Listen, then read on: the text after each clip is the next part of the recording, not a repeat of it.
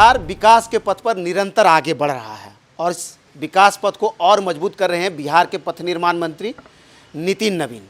आज आपके और अपने सवालों के साथ एक बार फिर से बिहार के पथ निर्माण मंत्री नितिन नवीन के सामने हम उपस्थित हैं। आपके सवाल बड़ी बेबाकी से पूछेंगे जो आपने कमेंट सेक्शन या अन्य जरिए हमें भेजा है और उनके जवाब तलाशने का प्रयास करेंगे। बिना देर किए सीधा मंत्री जी को शामिल करते हैं। सर, आपका स्वागत है। सबसे पहले नए साल में विकास का ये रथ और कितना आगे बढ़ेगा? सबसे पहले आपके माध्यम से बिहार की पूरी जनता को नववर्ष की, अंग्रेजी नववर्ष की शुभकामना। आपकी भी पूरी टीम को शुभकामना। देखिए, हर वर्ष नई उम्मीदें और नई सपने लेके आता है, और चाहे वो विभाग के रूप में हो, एक सरकार के रूप में हो और एक व्यक्ति के रूप में, सबके मन में होता है कि नए वर्ष में हम लोग कुछ नई चीज़ों को अंजाम तक पहुंचाएंगे, कुछ नई चीज़ों को आयाम में जोड़ेंगे। तो निश्चित रूप से विभाग की भी ये परिकल्पना है कि 2022 बिहार के सड़कों के लिए कुछ क्रांतिकारी वर्ष के रूप में रहे, और मुझे जो उम्मीद है कि कई बड़ी योजनाओं का शुरुआत इस वर्ष होगा।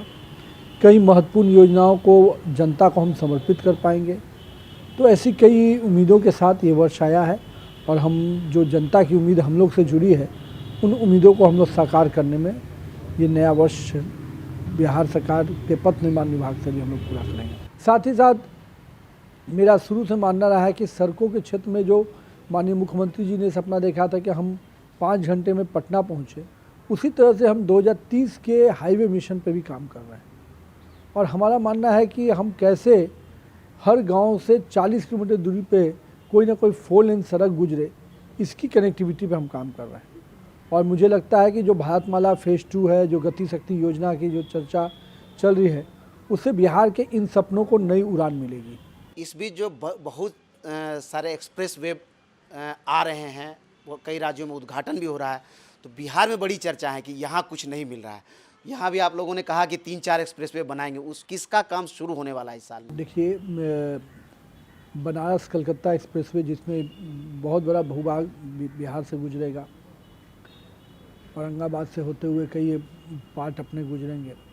इसके बाद एक बहुत ही इम्पोर्टेंट योजना जो रक्सौल हल्दिया है, जिसमें पटना कलकत्ता एक्सप्रेसवे आपको मिलेगा।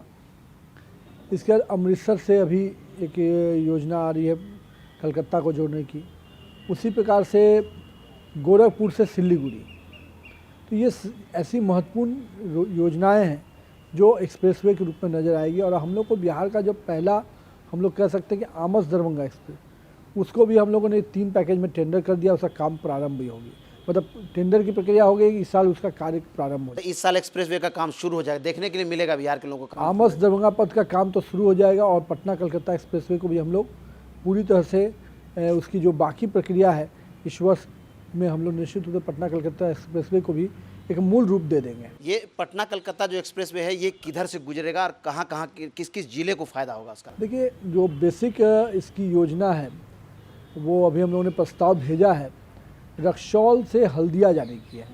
तो रक्सौल से दिगवाड़ा तक जो है ये पोर्शन आएगा एक पैकेज के तहत, और दिगवाड़ा से पटना रिंग रोड का पार्ट बनते हुए फिर कच्ची दरगाह से पटना कलकत्ता एक्सप्रेसवे बनकर ये जाएगा, जो कि मूलतः जमुई और जो अपना पुराना बख्तियारपुर का है उसको 6 लेन लेते हुए हम लोग बिहार शरीफ और होते हुए जमुई होते हुए भागलपुर से इसको बांका तक, मतलब देवघर तक मिलाएंगे, और देवघर से फिर बंगाल इंटर करेगा। ये देखिए 2 पोस्ट है। आप देखिए कि जो रक्सौल है, जो इंडो नेपाल बॉर्डर है, वहाँ से कलकत्ता की कनेक्टिविटी है।